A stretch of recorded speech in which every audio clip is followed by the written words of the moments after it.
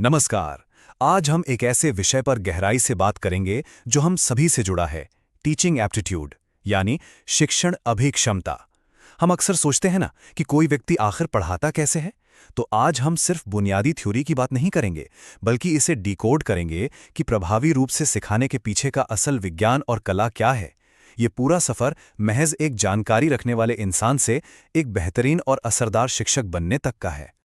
अब सबसे पहला और सबसे बुनियादी सवाल जो हमारे दिमाग में आना चाहिए, वो क्या चीज़ है जो एक ज्ञानी इंसान को एक इफेक्टिव टीचर में बदल देती है। देखिए, किसी विषय की बहुत गहरी जानकारी होना एक बात है, लेकिन उस ज्ञान को सफलतापूर्वक सामने वाले के दिमाग में उतार देना, वो बिल्कुल अलग बात है। ज्ञान होना और ज्ञान देना, इन दोनों में जमीन आसमान का फर्क होता है ना? तो इसका सबसे क्रूशियल पॉइंट ये है कि टीचिंग कोई एक तरफा चीज़ नहीं है। ये एक विज्ञान भी है और एक कला भी। विज्ञान इसलिए क्योंकि इसमें एक स्ट्रक्चर है, फैक्ट्स हैं, पढ़ाने के प्रमाणित तरीके हैं। लेकिन ये कला भी है क्योंकि हर एक स्टूडेंट तक अपनी बात पहुंचाने का, उनसे जुड़ने का जो क्रिएटिव तरीका होता है, वो एक आर्ट है। ये सिर्फ किताबें बांचना नहीं है, बल्कि सीखने वालों के साथ एक असल और जीवंत कनेक्शन बनाना है। तो आज के इस सफर में काफी कुछ दिलचस्प होने वाला है। हम शुरुआत करेंगे टीचिंग की इसी आर्ट और साइंस से। फिर हम समझेंगे कि अलग-अलग उम्र के हिसाब से पढ़ाने की अप्रोच कैसे बदलनी पड़ती है। इसके बाद टीचिंग के अलग-अलग लेवल्स, ब्लूम्स टैक्सोनॉमी का कॉन्सेप्ट, माइक्रो टीचिंग का पूरा प्रोसेस और आखिर में ये देखेंगे कि सीखी हुई चीज़ों को लंबे समय तक याद कैसे रखा जाए। हर एक पहलू को बहुत ही आसान तरीके से समझेंगे। चलिए, बिना किसी देरी के सीधे अपने पहले अहम पड़ाव की तरफ बढ़ते हैं, जहां हम उस कोर फिलॉसफी को समझेंगे जो किसी भी एजुकेशनल माहौल की नींव रखती है। देखिए, समय के साथ पढ़ाने के नजरिए में बहुत बड़ा बदलाव आया है।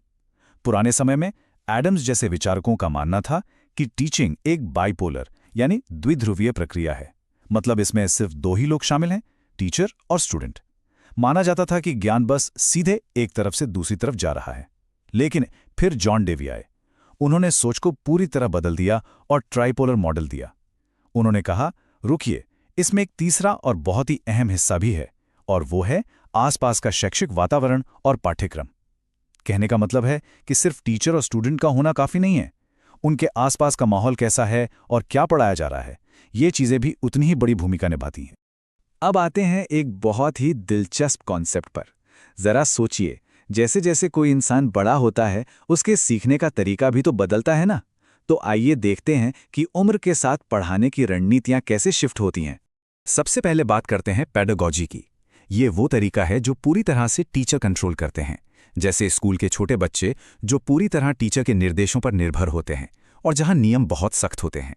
इसके ठीक उलट है एंड्रोगॉजी। ये अडल्ट्स यानी वयस्कों के सीखने का तरीका है। अब बड़े लोग अपनी रोजमर्रा की जिम्मेदारियों और अनुभवों के साथ आते हैं, तो यहाँ काफी फ्लेक्सिबिलिटी होती है। यहाँ टीचर कोई सख्त डिक्टेटर नहीं होता, बल्कि एक गाइड या फैसिलिटेटर बन जाता है जो बस सही दिशा दिखाता है। और फिर आता है सीखने का अल्टीमेट लेवल, यूटागोजी। इसे पूरी तरह से सेल्फ डिटरमाइंड लर्निंग कहा जाता है। मतलब यहाँ सीखने वाला अपनी शिक्षा, समस्याओं को ढूंढने और नया ज्ञान बनाने की पूरी जिम्मेदारी खुद के कंधों पर लेता है। इस स्टेज पर आकर किसी का अपना पर्सनल एक्सपीरियंस और खुद से सवाल पूछने की जो ललक होती है ना, वही पूरी एजुकेशन प्रोसेस को आगे बढ़ाती है। अब हम आगे बढ़ते हैं और देखते हैं कि एक टीचर का सिखाने का तरीका इस बात पर कैसे निर्भर करता है कि स्टूडेंट को दिमागी तौर पर कितना इंगेज होना है। अगर हम इसे सीढ़ियों की तरह देखें तो सबसे नीचे आता है मेमोरी लेवल। ये एकदम बेसिक रटने वाली प्रक्रिया है। यहाँ दिमाग पर ज्यादा जोर नहीं डालना, बस फैक्ट्स को जैसा का तैसा याद कर लेना है। इसके ठीक ऊपर आता है अंडरस्टैंडिंग लेवल। यहाँ बात सिर्फ रटने की नहीं होती, बल्कि चीजों को समझने और फैक्ट्स के बीच का कनेक्शन पकड़ने की होती है। और सबसे टॉप पर है रिफ्लेक्टिव लेवल। ये सबसे हाईएस्ट और थॉटफुल स्टेज है। यहाँ क्रिटिकल थिंकिंग और प्रॉब्लम सॉल्विंग स्किल्स का असली इस्तेमाल होता है।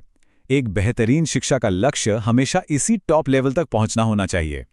अब इसी बात को और गहराई से समझने के लिए आइए एजुकेशन की दुनिया के एक बहुत ही मशहूर फ्रेमवर्क पर नजर डालते हैं, जिसे ब्लूम टैक्सोनॉमी कहा जाता है।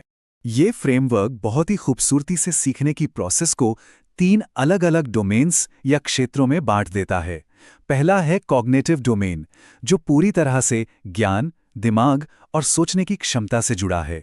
दूसरा है अफेक्टिव डोमेन।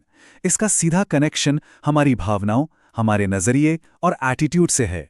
और तीसरा है साइकोमोटर डोमेन, जो हमारी फिजिकल स्किल्स और एक्शंस यानी शारीरिक क्षमताओं पर फोकस करता है। इन तीनों के बिना सीखने की प्रक्रिया अधूरी है। चलिए अब थ्योरी से थोड़ा बाहर निकलते हैं और बात करते हैं एकदम प्रैक्टिकल चीज की। अगर किसी टीचर को अपनी स्किल्स को सच में निखारना हो तो वो कैसे होगा? यहीं एंट्री होती है माइक्रो टीचिंग साइकिल की। ये अपनी कमियों को सुधारने का एक बहुत ही स्ट्रिक्ट और बेहतरीन 6 कदमों वाला प्रोसेस है। सबसे पहले प्लानिंग की जाती है, फिर एक छोटे से ग्रुप को पढ़ाया जाता है और फिर फीडबैक लिया जाता है। उस फीडबैक के आधार पर दोबारा प्लानिंग होती है, यानी रीप्लान, फिर से पढ़ाया जाता है और दोबारा फीडबैक लिया जाता है। ये साइकिल तब तक चलती है जब तक कि उस पर्टिकुलर टीचिंग स्किल में एकदम मास्टरी ना आ जाए। अब यहाँ एक बहुत ही हैरान करने वाला फैक्ट सामने आता है। क्या अंदाजा है कि इस पूरे साइकिल में कितना समय लगना चाहिए? एनसीईआरटी की गाइडलाइंस के मुताबिक इस पूरे हाईली स्ट्रक्चर्ड प्रोसेस को बिल्कुल 36 मिनट में पूरा करने के लिए डिजाइन किया गया है। जी हां, सिर्फ 36 मिनट। माइक्रो टीचिंग की बात हो रही है तो स्रोत में दिए गए एक बहुत ही मजेदार और जाने पहचाने उदाहरण की बात करते हैं। जरा याद कीजिए, एक क्लासरूम में बहुत शोर मच रहा है, बच्चे मस्ती कर रहे हैं और तभी अचानक टीचर क्लास में एंटर करते हैं और पूरी क्लास में पिन ड्रॉप साइलेंस, सन्नाटा। ये हम सबने महसूस किया है ना? ये असल में क्या है? ये एक टीचर की प्रेजेंस, उनका बिना कुछ बोले ही बच्चों का अटेंशन खींच लेने की एक जबरदस्त क्षमता को दर्शाता है। ये इफेक्टिव टीचिंग का एक बहुत बड़ा सबूत है। अब हम अपने आज के डिस्कशन के आखिरी और शायद सबसे जरूरी हिस्से पर आते हैं। हमने पढ़ाना सीख लिया, लेकिन ये सब बेकार है अगर सीखने वाले को कुछ याद ही ना रहे। तो इस याद रखने की क्षमता यानी लर्निंग रिटेंशन को कैसे बढ़ाया जाए? जरा डेल के इस कोन ऑफ एक्सपीरियंस के आंकड़ों पर गौर करें। ये आंकड़े सच में आंखें खोलने वाले हैं। अगर कोई सिर्फ कुछ पढ़ रहा है तो उसे उसका मुश्किल से 10% ही याद रहता है। अगर वो उसे देख और सुन भी रहा है तो ये आंकड़ा बढ़कर 50% तक पहुंच जाता है। लेकिन सबसे बड़ा गेम चेंजर क्या है? जब कोई काम खुद किया जाता है या वही चीज दूसरों को पढ़ाई जाती है तो रिटेंशन रेट सीधा 90% तक पहुंच जाता है।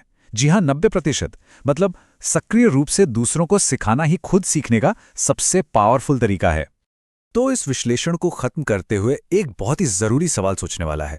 अगर दूसरों को पढ़ाने से 90% चीजें हमेशा के लिए दिमाग में छप जाती हैं, तो आज जो इतने बेहतरीन एजुकेशनल कॉन्सेप्ट्स हमने यहाँ डिस्कस किए हैं, उन्हें आज किसे सिखाया जाएगा? सीरियसली, इस ज्ञान को ऐसे ही मत जाने दीजिए। इसे तुरंत किसी के साथ शेयर कीजिए और अपना खुद का सीखना पक्का कर लीजिए।